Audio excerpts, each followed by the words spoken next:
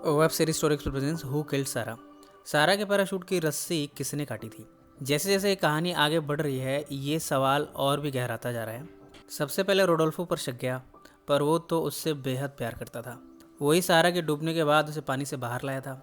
ऐसे में उसने सारा को मारा हो इसकी संभावना ना के बराबर है। वो शख्स कौन है जो एलेक्स को मैसेजेस भेज रहा है। वो सारा की मौत के वक्त वहाँ मौजूद था।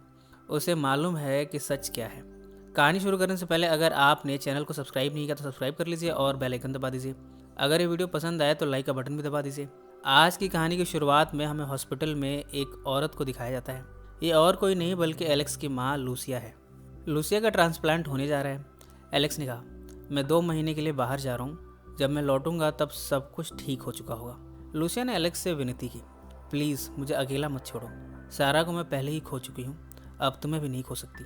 लूसिया इस समय एलेक्स के सामने ही रहना चाहती है, पर एलेक्स ये कैसे कहे कि उनके इलाज के पैसे अरेंज करने के लिए वो क्या करने जा रहा है। सेजार ने उसे कहा है कि ज़्यादा से ज़्यादा 2 हफ्ते या फिर 2 महीने में एलेक्स जेल से बाहर होगा। एलेक्स ने लूसिया के सवाल का जवाब कि वो कहाँ जा रहा है नहीं दिया।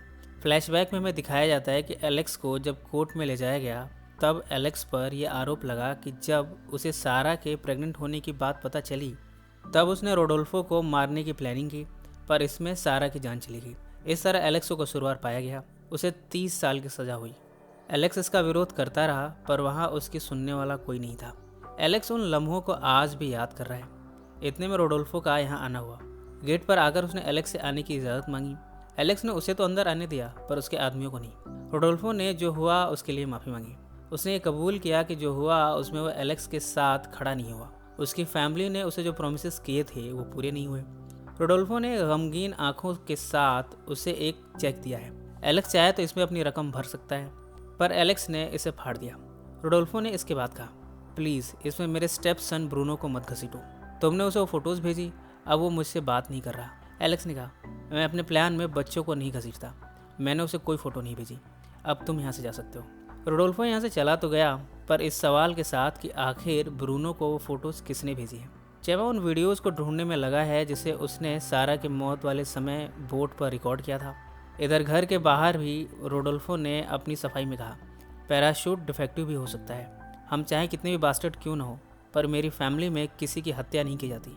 यहाँ रोडोल्फो और एलेक्स में हाथापाई भी हुई, पर रोडोल्फो एलेक्स पर वार नहीं करना चाहता। वो यहाँ से चला गया। चेमा ने उन रिकॉर्डिंग्स को जला दिया है।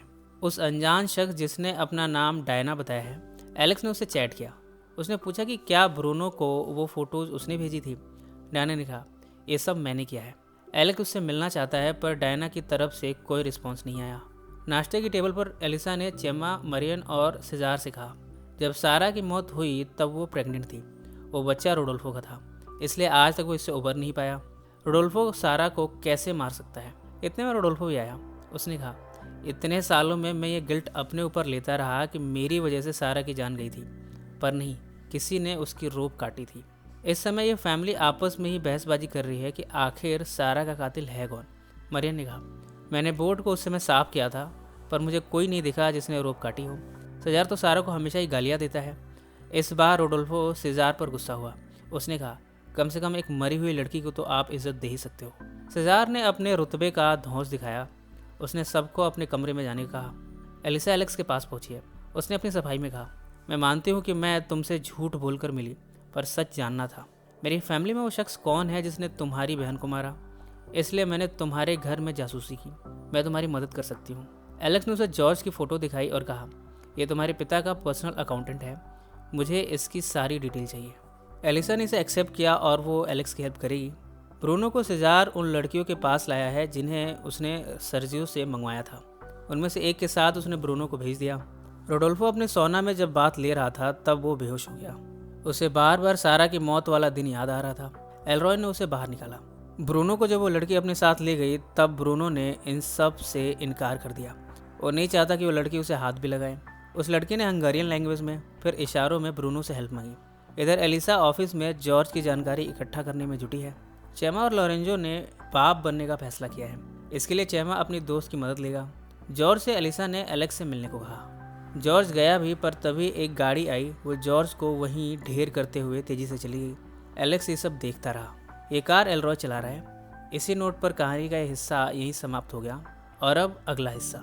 जेल में जब वकील एलेक्स से मिलने आया था तब एलेक्स बार बार कहता रहा, सजार ने तो सिर्फ 2 महीने कहे थे, कितने महीने बीत चुके हैं और मेरी माँ की तबीयत बिगड़ती जा रही होगी। उस वकील ने कहा, तुम्हारी माँ पिछले मंडे को ही मर चुकी है। प्रेजेंट में जॉर्ज की मौत वाली जगह पर एलेक्स की हेल्प के लिए एलिसा पहुंची है। पुलिस इस समय सब कुछ देख रही है। एलेक्स ने ही पुलिस को फ़ोन करके बुलाया था। एलिसा ने कहा, ये जो भी लोग हैं बड़े खतरनाक हैं, पर तुम्हें ये कुछ नहीं कर पाएंगे। एलेक्स ने कहा, ये तुम इतने यकीन के साथ कैसे कह सकती हो। एलिसा ने इसका जवाब दिया, क्योंकि मैं तुम्हारा लाइफ इंश्योरेंस हूँ। जब तक मैं तुम्हारे साथ हूँ मेरी फैमिली तुम्हारा कुछ नहीं बिगाड़ेगी। एलरॉय अपने ऑफिस में बैठा सारा के मौत वाले दिन को याद कर रहा है। उसे याद आया कि किस तरह सजार सारा के करीब गया था, फिर उसे अपने साथ ले गया था। एलरॉय उस समय दूर से ये सब देख रहा था। वो कसीनो में इधर से उधर परेशान घूम रहा है। ऐसा लग रहा है वो बहुत कुछ जानता है पर किसी से कह नहीं पा रहा। उसके अंदर कोई गिल्ट है जो अपने अंदर दबा नहीं पा रहा। रोडोल्फो एलेक्स के घर आया। उसने कहा, किसी ने मुझे सोना में मारने की कोशिश की। एलेक्स ने कहा, वो मैं नहीं था। इतने में एलेक्स के घर के अंदर रोडोल्फो को एलिसा दिखी। रोडोल्फो ने कहा, तुम दोनों के बीच जो चल रहा है इसका अंजाम बहुत बुरा होने वाला है। चेमा और लोरेंजो ने क्लेरा को बुलाया है। उन्होंने कहा कि वो क्लेरा को अपने बच्चे का सरोगेट मदर बनाना चाहते हैं। ये सब जानकर क्लेरा बड़ी खुश है। सजार की कंपनी के क्लाइंट्स आने वाले हैं। उनसे मिलाने के लिए उसने सर्जियो से कहकर लड़कियां भी बुलवाई हैं। आज बड़ी डील होने वाली है। सजार उन्हें खुश करना चाहता है। एलरॉय से एक लड़की ने जॉर्ज के फ्यूनरल अरेंजमेंट से जुड़े पेपर्स पर साइन करने को कहा। एलरॉय ने साइन तो कर दिया, पर यह गिल्ट कि उसी ने जॉर्ज पर गाड़ी चलाई वो किससे कहे। सोफिया अपने पति रोडोल्फो से कह रही है, हम टेस्ट करा लेते हैं कि आखिर मैं माँ क्यों नहीं बन पा रही। जो भी प्रॉब्लम निकलेगी उसका हल निकाल लेंगे। रोडोल्फो ने कहा, कसिनो की ओपनिंग होने जा रही है, अभी मेरे पास इन सब के लिए वक्त नहीं है।